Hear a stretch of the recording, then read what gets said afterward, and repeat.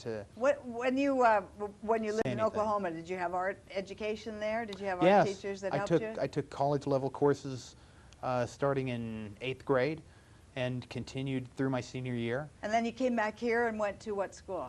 I actually went to Enid, Oklahoma for a year, which is very interesting. Supposedly I won National Scholastic's top portfolio. Right. And was going to go to Parsons. And then for some reason there was a financial glitch, like my parents made too much or something, and so that scholarship disappeared. So then I had a choice of schools, and we visited different schools. And where'd you go? I ended up at Art Center College of Design. Who was your best teacher? Dwight Harmon was a great teacher. They now have a gallery named after him, a studio. You said you had one teacher that really did not like you at all, and you learned a lesson that you didn't realize till later you had been invaluable. The chairman and I, about 2 weeks in, started butting heads. Why? Because presentation was more important than what you painted, in his mind. Yes. And in the commercial realm, that may be important. But I deeply disagreed. Really? I thought what you paint and how you paint was far more important than how you presented it. One of the things I've been learning about... But as you can see, I learned from him. One of the things I've been learning is that as we age, we go through different stages. We start as innocents, then we become victims or orphans, then we become challengers, we become out to get our goal, and then in the end, at old age, we give back. You know, and this is like somebody who was evolving normally, but I was surprised to start thinking about that and realizing that competition is also a very important part of an artist's growth. I hate the word competition, but I've been in the art world so long, I know that it plays a big part. People working with each other, art schools, people fighting to get the approval of the teachers, art galleries, playing one artist off against another. How do you feel about competition? I have a lot of drive. Yeah. I want to succeed. I want my work seen. I think I have something important to contribute to the dialogue. I look at my background in film illustration as unique to the fine art community. I mean, not only are you painting action and disaster and images, but you're painting them for a medium that's essentially like painting. Film's a lot like painting. And you and I both have a very close friend, Mark Kostabi. I discovered him when he was still in art school and gave him, I think, 3 or 4 shows before he moved to New York. I discovered him when I was 5.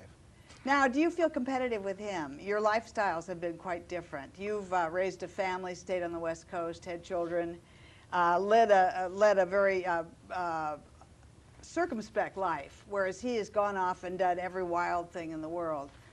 True. He's made, and the way I look at it, he's made a lot of sacrifices to do that. You know, he doesn't have a wife or children, you know, and he now lives in another country. Yeah. And I think I can guess why and suspect why, but it seems to me there's a deep cost to committing oneself to a single profession. Would you ever want to trade places with him? He's having a show as we speak in New York in an uptown gallery. Of his drawings, which I love. Yeah. His drawings and his black and white work are my favorite things of his, and his collages recently. Has he been helpful to you? He's a mentor, is what I'd call him. What does he do? We hear such negativity about Mark Kostabi. It's good to hear a good positive. He, unlike any other artist I've ever met, and he's always been this way, has a real fine gift for understanding the market and the business and the trade. And he'll give you information about that and how to proceed and behave, and which I don't think you could, you know, you could put it, you've written a book. I got a lot out of your book, but I read your book because he said, oh, you should read this book, and you should do this, and you need to move to New York. And yeah. He has like this set pattern of things that he highly recommends if you want to move forward. And I mean, if I email him, he gets back to me that day. And we write, it seems like almost every week. And there was a period where we didn't write, where I ceased communication with him. So he's been astonishing. He's been really supportive. When I moved to New York, I guess in '89, he gave me a job running Kostabi World so that I had access to everybody in the New York art world, and also it was a great job. I don't think I ever sold a painting for him, but I had a ball, and I learned a lot. I had always had my own gallery, and I learned a different way of merchandising. He's always on the money. It's amazing. I learned from him that he kept figures on anybody he ever met. He put them right into his computer. Every time he'd have a win, he would let everybody in the world know about it. Well, I can go back to when we started, and he was interested in drawing. I was interested in, rendering, and we had a different kind of approach to it. Look, we're back at your art opening. Who are these people looking at your show? These are actors and a journalist. Did they buy anything? She owns a painting of mine, but not from this show. This is That's really... James Cameron script. It's got the different colored pages separated, Yeah. different writers, and they, do not copy, legal on it. Really? What do you advise to young artists that are getting started?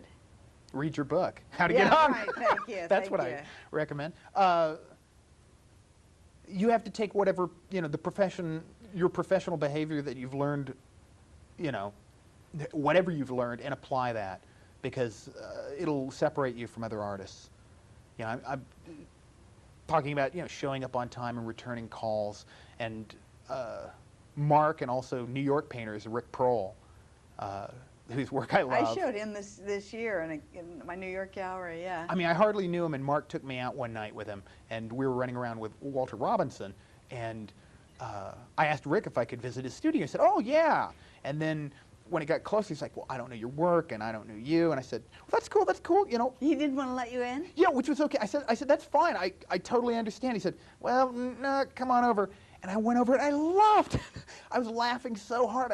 I loved it. It's the best work I didn't know his work. And he didn't want you to come without... Yeah, because other people come in, they look at your work, and they get frightened New and York uptight. artists are really skeptical, and they're so afraid their ideas are going to be chosen. They don't want anybody to see it, and you almost have to sign your name in blood that you won't copy an idea, which is totally the anathema of what visual art should be about.